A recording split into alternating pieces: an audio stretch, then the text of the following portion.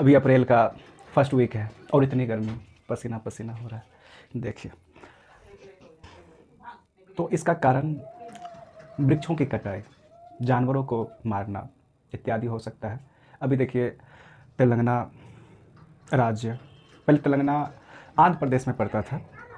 2 जून 2014 में आंध्र प्रदेश 2 टुकड़ों में बट गया, एक तेलंगाना और एक आंध्र प्रदेश ही रह गया था। पहले 28 राज्य हुआ करता था, जिसमें अब 29 राज्य तेलंगाना जोड़ को हुआ।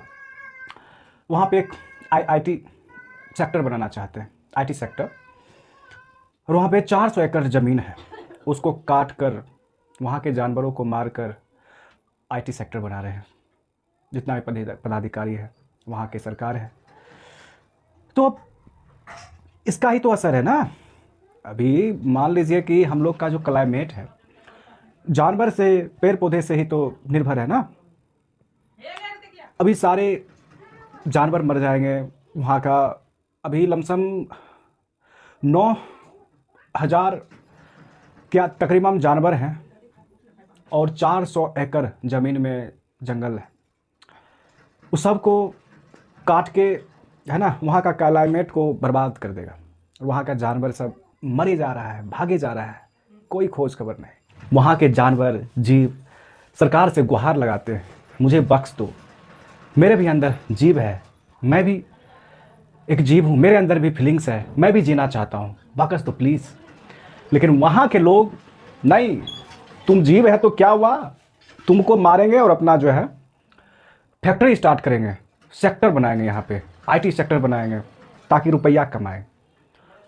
कोई फीलिंग्स नहीं उसका समझने वाला है। क्यों, क्या करिएगा हो रुपया लेकर? ये रुपया लेकर यार क्या ही करोगे आप, जब यहाँ पे किसान का आप दर्द नहीं समझोगे, आप जीवों का दर्द नहीं समझोगे, आप पेड़ पौधा का, जो प्रकृति का, वो जो पर्यावरण है, जो प्रकृति का दिया हुआ है, उसको आप चेंज कर रहे हो, तो क्या करोगे लाइफ में? तो कहीं ना कहीं अभी का ही क्लाइमेट देख लीजिए, अभी का जलवायु देखिए कितना गर्म है, कितना, हम कहते हैं बिना पंखा का एक पल भी मुश्किल हो जाएगा। हम लोग तो कैसे होकर के जी लेंगे, जी रहे हैं और जी लेंगे भी, लेकिन आने वाला जो जनरेशन है वो क्या करेगा? ये जो अभी का क्लाइमेट है, क्या फिलहाल तो ठीक है, लेकिन आने वाला समय में क्या होगा? हमको लग रहा है कि पहले के समय में 100-200 बरस लोग जीता था ना, आज 40, क्लाइमेट को देखते हो 40 बहुत हो गया। आने वाला समय में जो जनरेशन है वो तो हम कहते हैं वो तो शुरू में ही वो कहीं ना कहीं दिक्कत हो जाएगा उसको। तो ये क्लाइमेट बहुत ज़रूरी है, लेकिन हमारे सरकार, कुछ ऐसे लोग हैं जो गरीबों को कुछ समझता ही नहीं है, उसके साथ अनहोनी करता है और कुछ रुपयों के लिए वो आज जानवरों को और वृक्षों को हत्या कर रहे हैं। कई बार ऐसा हुआ, उत्तराखंड में भी एक बार चिपको आंदोलन हुआ था, वृक्ष को कटाई के लेकर लोग चिपक जाते थे वृक्ष में जाके, काटो मुझे पहले उसके बाद वृक्ष को काटना, ऐसी स्थिति थी।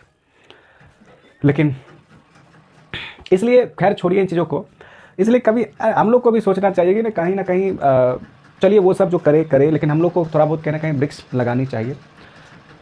हाँ चलिए भले मानते हैं कि कहीं सर रहेंगे कहाँ पे अगर वृक्ष लगाएंगे, तो चलिए मान लीजिए कि इस जगह पे हम रहेंगे ना, कहीं तो ऐसा जगह होगा जो खाली होगा, पड़ा हुआ है, उसमें लगा सकते हैं, तो वृक्ष लगाना चाहिए। तुलसी, बरगद, कम से कम पीपल, ये सब तो लगाना चाहिए, दिन रात ऑक्सीजन आपको प्रदान करेंगे, रात में भी दिन में भी। तो बहुत सारी ऐसी चीज़ें हैं, उसको समझनी चाहिए और हमें कहीं ना कहीं 1-2 पेड़ पौधे लगाना चाहिए ताकि ये क्लाइमेट यहाँ का जो है पर्यावरण संतुलन बनाए रखे और हम लोग ये भारी भयंकर गर्मी से बच सके। नहीं तो यार कुछ होना मुश्किल है, मतलब आने वाला समय में सब तहस नहस हो जाएगा, इतना गर्मी पड़ेगा, पंखा चला के भी आप, है ना, गर्मी को नहीं हटा सकते हैं। तो इसलिए इस चीज़ों को सोचना चाहिए और सभी से निवेदन है कि पेड़ पौधा को लगाए भारी से भारी और अपने अनुसार, और कटाई ना करे, अगर कटाई कर भी रहे तो उसका भरपाई कर दे, तो कहीं ना कहीं